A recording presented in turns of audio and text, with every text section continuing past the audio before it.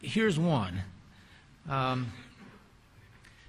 You know, despite the shower of borrowed money, which is about to descend on us as states, and I know it'll be welcome, and I trust it'll be well used, to the extent that folks like you have anything to say about it. But you know, the exigency of the moment is not going to be dispelled by a lot of printed money from Washington. And I just submit to you, this is a terrific time to shrink government. This is a great time to do those things that probably should have been done before, but are easy to let slide or to beat back when times are flush. This is only human. I saw it in business all the time. Biggest mistakes you ever make in business are when top line's great and bottom line's fine, and that's when people take an extra trip, buy an extra piece of equipment, don't watch the pennies too well, leave low priority investments in the business plan. And so it was wisely said, I think by Lamar Alexander one time, look at a budget crisis as an opportunity to innovate. And we will in Indiana. I hope you will too. You've undoubtedly advanced really good ideas for separating the must-do items from the nice-to-do, from the should-never-have-done in your states. And now folks who were able to turn a deaf ear before may have to listen to you. It's a great time to be aggressive about that. And there'll be a greater clarity to the debate too, because those who want to resist the rightful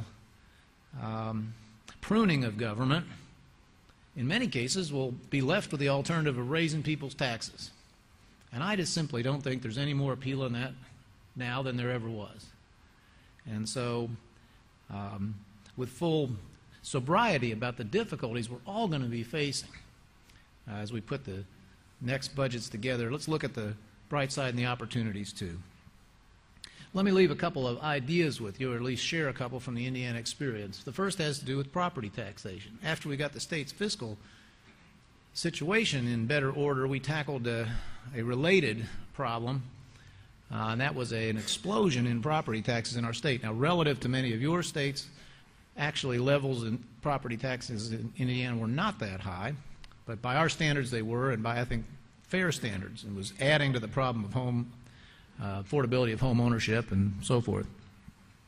And as we were controlling the growth of state spending, it only made the contrast to what was going on at the local and school level, where it was growing 6 to 8%, more graphic to us. And so compressing to one quick slide, a ton of work and a very dramatic series of events in our state, we did reform and reduce property taxation in Indiana. About 40%, as the data continues to come in, cut. This was effected by raising the state sales tax 1% and using some of the surplus that we had built up, returning it to taxpayers. It was about $1.72 of tax cuts for every dollar of new sales tax. Biggest tax cut in the history of our state. The mechanism, which may or may not have any application for you, was we stopped I thought, very misguided subsidy of local government by state government that had been going on in Indiana for decades. Trying to reduce property taxes in the past, we did what I know some states have done, start sending checks to the locals, which creates one of these moral hazard situations. You can raise spending $3 and only have to raise taxes 1 or 2, because the rest comes through a state subsidy. Anybody have that sort of situation? So we got out of that. We lifted to the state level certain governmental functions that arguably are the state's responsibility, like the protection of children, for instance. Police and fire pensions was another. And we have now complete separation. Property taxes pay for purely local services. State taxes pay for state services. The cross-subsidy is gone. And property taxes, of course, went down very dramatically when we lifted these burdens off. We did something that I think may be of even more importance than cutting property taxes. We capped them. 1% of the value of your house, 2% of your farm or rental property, 3% of your business. as an absolute ceiling.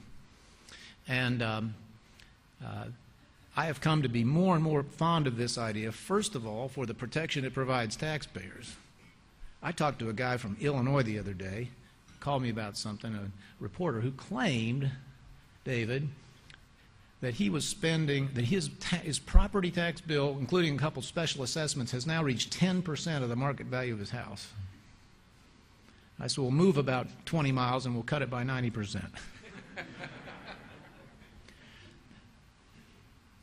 Those of us who advocated this like not only the protection of these ceilings, but also the certainty that it'll bring. And I think it'll be another really important competitive advantage for us as a place to do business, that you can say to would-be investors, you'll never pay more under any circumstances than 3% during the life of that investment. And by the way, on your home, not more than 1%. We have to constitutionalize this to keep some court from taking it out or some future legislature from reneging. That'll be one of the big debates. I'm looking forward to this one. In the next General Assembly, we have to pass this a second time to get it to a statewide referendum, where it will pass overwhelmingly if we get it there. It's flexible. We left referenda in as an escape valve. If in some given locality there's a genuine local need or school need for money that would require taxpayers to go above 1%, make the case, trust the people. And they'll make a common sense decision. I'm confident. We've already seen the first couple examples of that. So this is as I say, the net dollar effect. Believe me, right now with foreclosure such a problem, just difficulty Hoosiers are having making ends meet, I am doubly glad that we got this tax cut in place. So when we did, we weren't looking forward to a recession at the time we passed it, but it sure comes in handy now. I got to believe the extra money that it is left in Hoosiers' pockets. And as it takes effect, we will become one of the states with the lowest property taxes in the country, and as I say, also with the cap protection that is almost unique. And that brings me, one last thing about this. We've got another issue in our state which I know is shared by many of yours. We've got a very archaic system of local government. Dates back to the mid-1800s. We elect more politicians in our supposedly conservative state than almost anybody, over 11,000. We have layer after layer. We have layers of government and subdivisions that you wouldn't recognize. 2,600 units, some of them not elected, with the power to tax property. And so we have thought for a long time in Indiana, many people have thought we've got to modernize this and clean this up in the interest not only of lower taxes, but of more clear accountability. To whom does the citizen give the credit or perhaps assign the responsibility? So the property tax caps, to me, are the anvil of reform. Local and school government no longer has the option just to dial up the tax rate to get the money they want. As people bump into the caps, that's all you can charge them. And we are already seeing restraint in local spending that people have been looking for a long, long time. As folks go, oh, maybe we could do without that. So